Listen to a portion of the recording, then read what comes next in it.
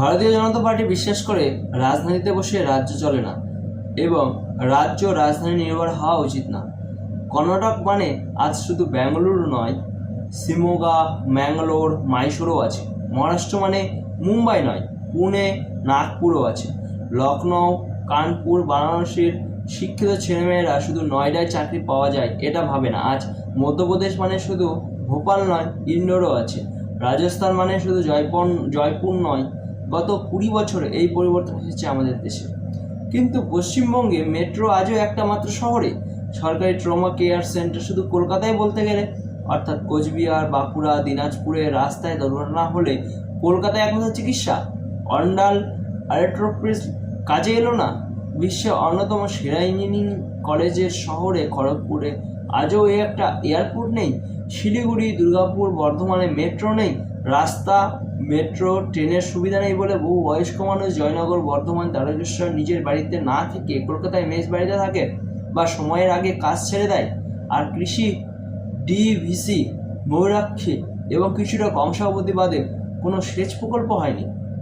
সবুজ বিপ্লব আমাদের রাজ্যে হয়নি এবং 6 দশক এই নিয়ে কোনো মিডিয়া বা অর্থনীতিবিদ একটা শব্দও বলেনি। তাই গ্রাম পরিযায়ী চর্মশিল্পবাদে সব শিল্প শেষ, ফলে আলিপুরদুয়ার থেকে সুন্দরবন সব বৃদ্ধাশ্রম। অথচ কেন্দ্র স্বাধীনতার পরে সবচেয়ে বেশি বরাদ্দ করেছে আমাদের রাজ্যে।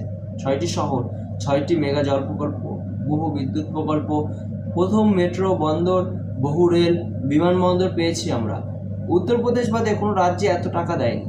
আমরা ব্যর্থ হয়েছি এবং দোষ দিয়েছি সেই কেন্দ্রেই। ভারতীয় জনতা পার্টি ক্ষমতায় এলে পশ্চিমবঙ্গের জেলাগুলি কলকাতা নির্ভর আর থাকবে না। এই ব্যাপারে কোনো দ্বিধা থাকা উচিত নয়। এটা আমাদের ঘোষিত নীতি। অসম, ইউপি, এমপি, মহারাষ্ট্র, রাজস্থান, গুজরাট, কর্ণাটকের মতো আমাদের রাজ্যে যা আমরা করে দেখিয়েছি গত 20 বছর। বিকেন্দ্রীকরণ বিজেপির মূল লক্ষ্য ও যোজনা কমিশন তুলে নীতি আয়োগ তৈরি হয়েছে পরিকল্পনাকে বিকেন্দ্রীকরণ করার জন্য। কেন পরিকল্পনা বিকেন্দ্রীকরণ প্রয়োজন? 2টি উদাহরণ নেওয়া যাক।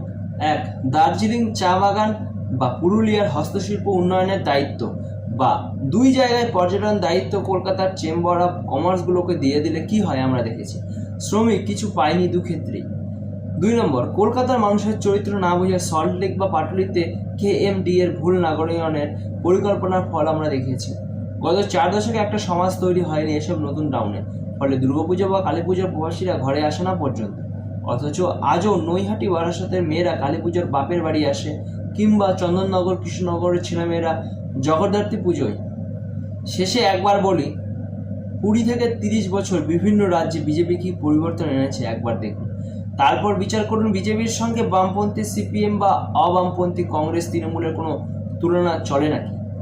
এটা আমাদের ইস্তাহার বা সংকল্পপত্র নয়। গত কয়েক দশকে সর্বভারতীয় সাফল্যের উদাহরণ এনে বিজেপির উন্নয়নের দর্শন বা তত্ত্ব কী সেটার একটা রূপরেখা আমরা তুলে ধরেছি মাত্র।